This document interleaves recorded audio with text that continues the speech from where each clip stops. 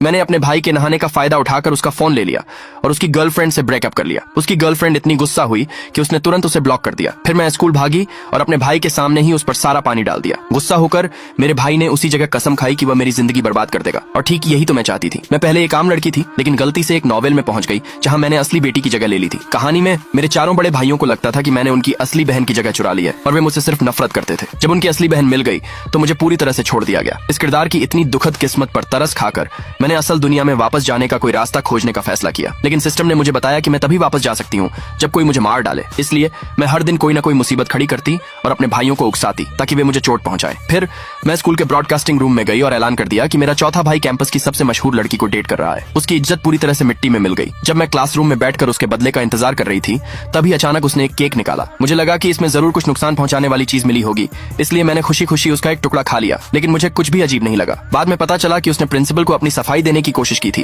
लेकिन उसे पता चला कि उसकी गर्लफ्रेंड ने सारा इल्जाम उसी पर डाल दिया था और कहा था कि उसने ही एकतरफा तौर पर उसे परेशान किया था। मेरे चौथे भाई को लगा कि मैंने सच सामने लाकर उसकी असली रंगत पहचानने में उसकी मदद की है। मैं तुरंत ही टूट गई। इसलिए मैंने अपने सबसे बड़े भाई को निशाना बनाने का फैसला किया, जो सबसे ज्यादा हिंसक था। एक दिन मेरे सबसे बड़े भाई के सेक्रेटरी ने छुट्टी मांगी, तो मैंने खुद ही उसकी जगह कुछ समय के लिए सेक्रेटरी बनने की पेशकश की। मेरी इस बेताबी को देखकर वह हैरान रह गया, लेकिन मान गया।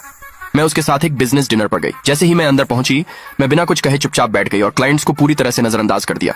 अचानक एक आदमी की नीयत मुझ पर खराब हो गई और उसने अपना हाथ मेरे पैर पर रख दिया। मौका देखकर मैंने मेज से एक खाली बोतल उठाई और उसे जोर से नीचे पटका। फिर मेज ही पलट दी, जिससे वह आदमी पूरी तरह से आग बबूला हो गया। ठीक उसी नाजुक पल में मेरे सबसे बड़े भाई ने मुझे बचाने के लिए अपने पीछे खींच लिया, लेकिन घर वापस जाने की चाह में मैं बिना किसी हिचकिचाहट के आगे की ओर लपक पड़ी। मुझे लगा कि आखिरकार मैं वापस आ गई हूँ, लेकिन जब मेरी आंख खुली तो मैं अभी भी इसी दुनिया में थी। मैं खुद को रोक नहीं पाई और निराशा में चीख पड़ी। दूसरे पार्ट के लिए कमेंट में यस लिखे।